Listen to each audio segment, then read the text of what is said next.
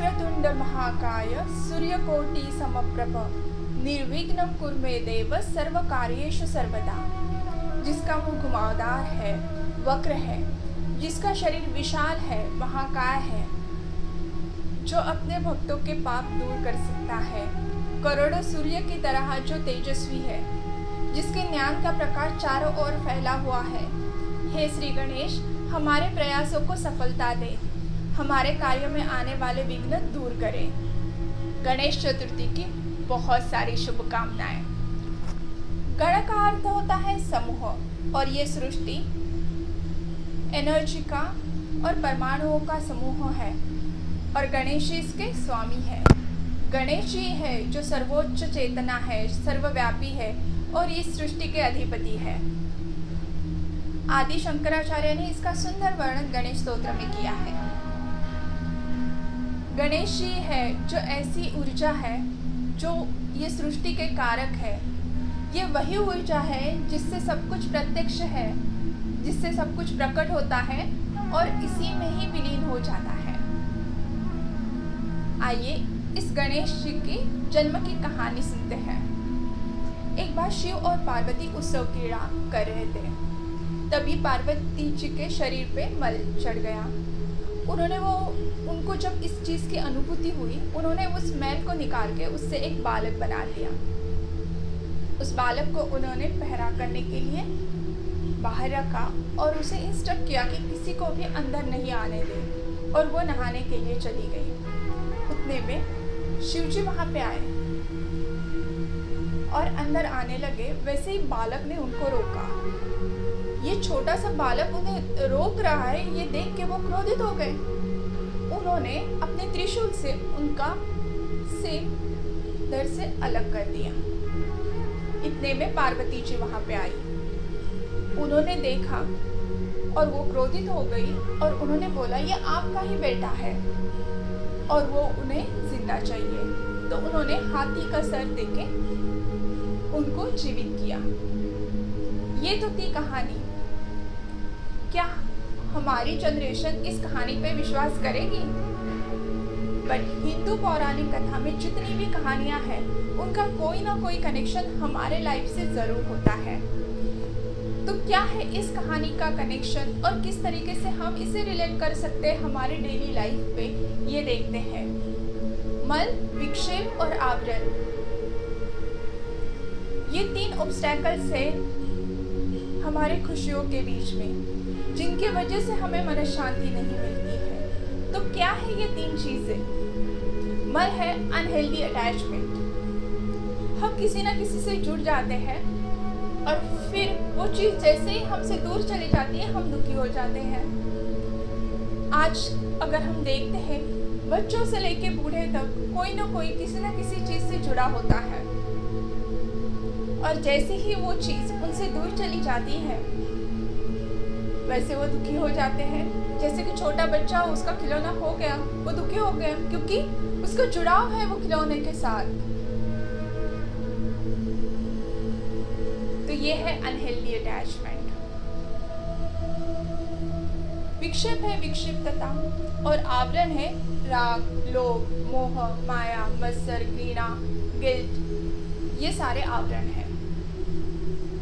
अगर हमें मल से, ये अनहेल्दी अटैचमेंट है, उससे अगर दूर जाना है तो हमें एक योगी ही दूर कर सकता है। योगी वो नहीं है जो तपस्वी है, योगी वो है जो एक तृप्त सोल है, और शिवजी ही है। शिवजी जैसे योगी ही हमें इस अनहेल्दी अटैचमेंट से दूर कर सकते हैं, क्योंकि वो ऐसे योगी हैं जो विकार में भी पोटेंशियल देखते हैं। विकार को किस तरीके से प्रॉपर वे में चैनलाइज करना है और रजोगुण, तमोगुण और सत्वगुण में उनको कन्वर्ट करना है, वो एक योगी ही जानता है। जो त्रिशूल है वो किस चीज को रिप्रेजेंट कर रहा है, किस चीज को सिंबलाइज कर रहा है यहाँ पे? तो त्रिशूल है वो रजोगुण, तमोगुण और सत्वगुण को रिप्रेजेंट कर रहा है। सिर ही क्यों? क्योंकि वही तो है जहाँ से थॉट जनरेट होते हैं और उस थॉट पे हम एक्शन लेते हैं। और हाथी का ही सिर क्यों? क्योंकि माइथोलॉजी में हाथी का मतलब, हाथी किस चीज़ को सिंबलाइज करता है? माइंडफुलनेस को, जहाँ पे हम अवेयर है क्या सही है हमारे लिए, क्या गलत है, पूरे अवेयरनेस के साथ हम जी रहे हैं। और मेमोरी के लिए, इसीलिए गणेश जी की सबसे पहले, आप कोई भी कार्य ले लो, कोई भी पूजा ले लो, सबसे पहले पूजा होती है, क्योंकि उनके इंटेलिजेंस से जब वो हमें गाइड करेंगे, हमारे कार्य में कभी विघ्न नहीं आएगा, और अगर आया भी तो वो दूर करेंगे। वो हमें इस तरीके से गाइड करेंगे जिससे हम स्मूथली, इजीली, एफर्टलेसली हमारे लक्ष्य तक पहुंच जाएंगे। गणेश चतुर्थी का ये त्योहार हिंदू कैलेंडर के अनुसार भाद्रपद महीने के चतुर्थी को आके चतुर्दशी को खत्म होता है। ये 11 दिन का सेलिब्रेशन होता है। मुगल मराठा युद्ध के बाद छत्रपति शिवाजी महाराज ने भारत में ये प्रमुख त्योहार के रूप में सामाजिक तथा राजकीय तौर पे मनाया। फिर ब्रिटिश राजवट आई तो उन्होंने उस पर रोक लगा दी। फिर 1893 में लोकमान्य तिलक ने अपना अखबार केसरी के माध्यम से इसे रीइंट्रोड्यूस किया। सबके लिए देवता, ऐसे उस त्योहार का थीम था। रीजन एक ही था, कास्टिज्म को खत्म करना है और सबको एक साथ लाना है ताकि वो ब्रिटिश के अगेंस्ट लड़ सके और हमें इंडिपेंडेंस मिले। बट अगर आज के डेट में हम देखते हैं, जो गणेश चतुर्थी का सेलिब्रेशन है वो कुछ अलग ढंग से हो गया है। बड़ी बड़ी मूर्तियाँ और मिठाइयाँ, कुछ सॉन्ग्स बजते रहते हैं। तो ये गणेश चतुर्थी का सेलिब्रेशन सिर्फ यहाँ तक सीमित नहीं है। गणेश चतुर्थी का सेलिब्रेशन है जो 11 दिन जब प्राण प्रतिष्ठा होती है, मूर्ति की पूजा होती है, तब एक पॉजिटिव एनर्जी वहाँ पे क्रिएट होती है। हमें वो पॉजिटिव एनर्जी अपने भीतर लेनी है। पूजा साधना से उसे अपने भीतर रिटेन करना है ताकि पूरे साल हम उस एनर्जी को यूज़ कर सकें, प्रॉपर वे में चैनलाइज कर सकें, ताकि हमारे कोई भी कार्य में विघ्न ना आए। और अगर विघ्न आए भी तो उस विघ्न के सामना करने की ताकत हम में हो। और इसीलिए इन 11 दिनों में हमें पूजा साधना पे ज़्यादा फोकस करना है। वो पॉजिटिव एनर्जी को हमारे भीतर रिटेन करना है। गणेश जी को हिंदू पुराणानुसार 21 तरीके की जड़ी बूटियाँ और फूल अर्पित होते हैं,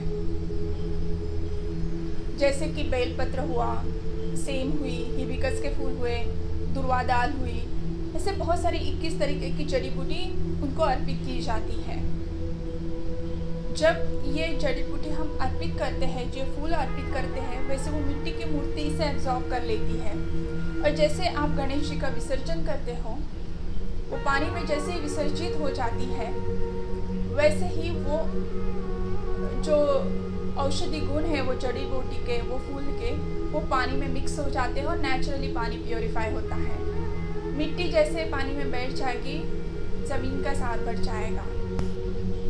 आइए इस गणेश चतुर्थी हम भी इको फ्रेंडली तरीके से ये गणेश चतुर्थी सेलिब्रेट करते हैं। जो मेन पर्पस है उसे याद रख के हम भी हमारे भीतर पॉजिटिव एनर्जी को रिटेन करते हैं, उसे रजोगुण, तमोगुण, सत्वगुण के साथ प्रॉपर वे में चैनलाइज करते हैं, ताकि पूरा साल हम भी हमारे कार्यों में सफलता मिले। श्री गणेश हमारे प्रयासों को भी सफलता दें, हमारे कार्यों में आने वाले विघ्न को दूर करें। यही इस गणेश चतुर्थी का संदेश है और यही हमारी मनोकामना है। इसी संदेश के साथ मैं तेजसा आपसे विदा लेती हूँ। फिर मिलूंगी कुछ ऐसे ही इंटरेस्टिंग टॉपिक के साथ। तब तक के लिए नमस्कार एंड गणपति बप्पा मोरया।